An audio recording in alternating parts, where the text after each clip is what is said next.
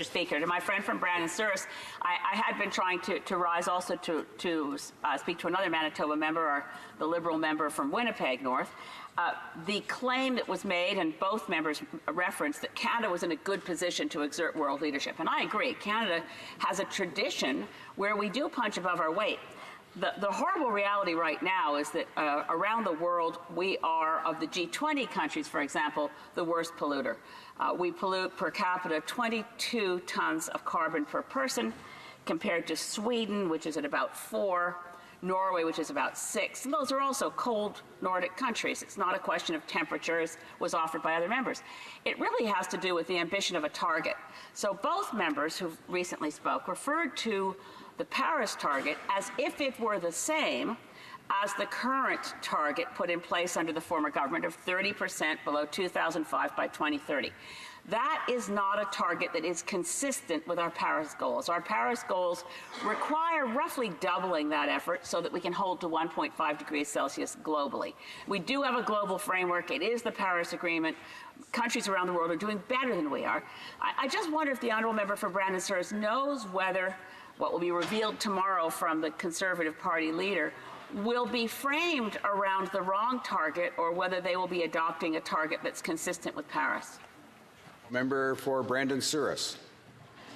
I want to thank my honourable colleague for that question and acknowledge the fact that we are leaders in the world in regards to we have the ability to be leaders in the world in regards to the management of our climate. And as the Conservative member sitting on the Arctic Climate Change Committee, I'm very aware of the changes that are taking place in that part of the world and in all of these areas. And because of my experience in Sweden and Norway, she mentioned those two countries, you know, when you look at the Gulf Coast stream going right up the coast of Norway, their average temperatures in the winter, Mr. Speaker, are 0 to -6. Ours are, this winter we hit -56 times in Manitoba. There is a difference in the temperatures and in the climates that we have to deal with in these areas. And so the whole process about the Paris Accord is something that the government has adopted. We voted in favor of it, and those levels are what the present government is targeting, are those that we brought forward as a Conservative government. And certainly those are, from the time when we brought them in, are very attainable targets.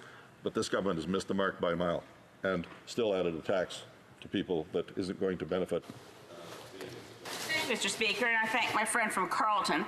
I lament that when we should be talking about climate science and what target is appropriate in order to hold to 1.5 degrees, why it's essential for the survival of not only our economy but our civilization that we make the transitions that are required, which at this point we still have political battles over a carbon tax, which is a very small part of the overall plan.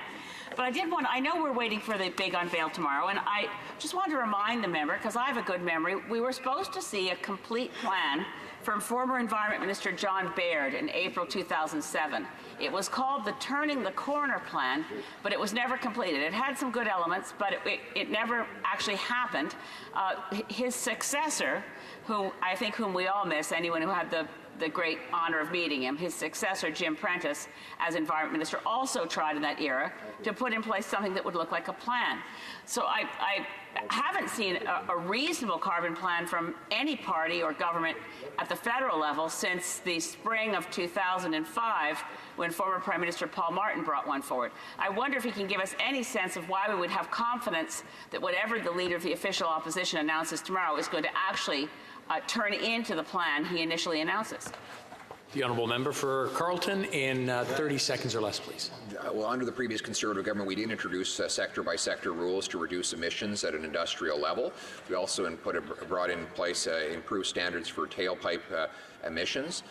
And we, along with other measures that I don't have time to mention because of the time limit, actually saw for the first time in measured history in Canada a reduction in overall greenhouse gases in absolute terms. All of that proves that taxes are not the best way to reduce emissions. Technology is. And we need to increase the technology and the advancement of our economy so we can deliver an improved quality of life with lower energy consumption at the same time. Thank you.